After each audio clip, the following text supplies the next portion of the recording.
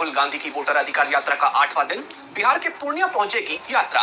Voter list में कथित गड़बड़ियों और एसआईआर के खिलाफ जागरूकता फैलाना है इस यात्रा का मकसद।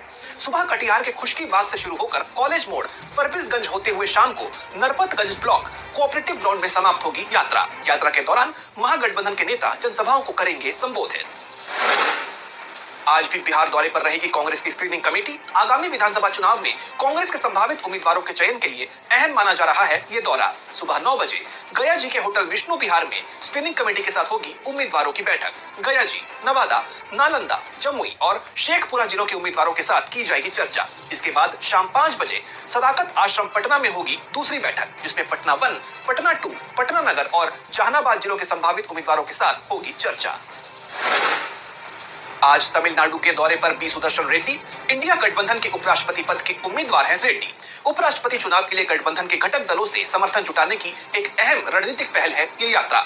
अपनी यात्रा के दौरान रेड्डी डीएमके, कांग्रेस और इंडिया गठबंधन के अन्य प्रमुख घटक दलों के सीनियर नेताओं के साथ करेंगे मुलाकात। छत्तीसगढ़ के सीएम विष्णुदेव साय के नेतृत्व में जापान और दक्षिण कोरिया गए डेलीगेशन के 3 दिवसीय दौरे का आज अंतिम दिन। छत्तीसगढ़ के लिए निवेश को आकर्षित करना है इस दौरे का मकसद।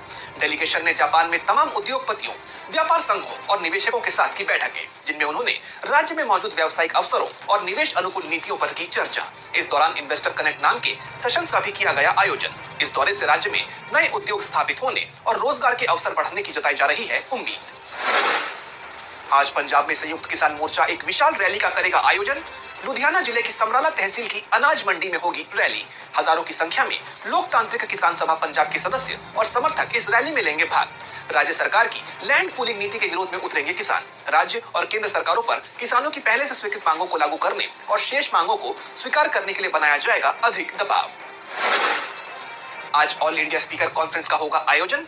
दिल्ली विधानसभा में होगी खास चर्चा। जुटेंगे देश भर के स्पीकर्स। केंद्रीय गृह मंत्री अमित शाह करेंगे कॉन्फ्रेंस का उद्घाटन।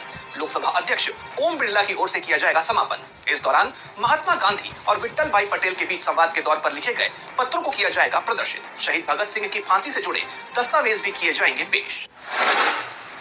आज से भारत की 4 दिन की आधिकारिक यात्रा पर फिजी के राष्ट्रपति सिटिवेनी राबुका। इस दौरान भारत के शीर्ष नेतृत्व से मुलाकात करेंगे फिजी के पीएम। दोनों देशों के बीच आपसी सहयोग, व्यापार, शिक्षा और सांस्कृतिक संबंधों को मजबूत करने पर करेंगे चर्चा। भारत फिजी रिश्तों को नई दिशा देने वाला माना जा रहा है राबुका का ये दौरा। आज से गोरखपुर के 2 दिवसीय दौरे पर सीएम योगी आदित्यनाथ पेडलेगंज में गुरु ग्रंथ साहिब के प्रकाश पर्व में होंगे शामिल। कई विकास परियोजनाओं का करेंगे लोकार्पण और शिलान्यास। अगले दिन यानी 25 अगस्त को जनता दर्शन कार्यक्रम में लोगों से करेंगे मुलाकात। इसके बाद लखनऊ के लिए होंगे रवाना। सीएम के दौरे को देखते हुए सुरक्षा व्यवस्था के किए गए हैं पुख्ता इंतजाम।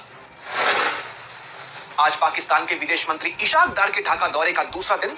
कई नेताओं से करेंगे मुलाकात। दक्षिण एशिया की कूटनीति के लिहाज से बेहद अहम माना जा रहा है इशाक डार का ये दौरा।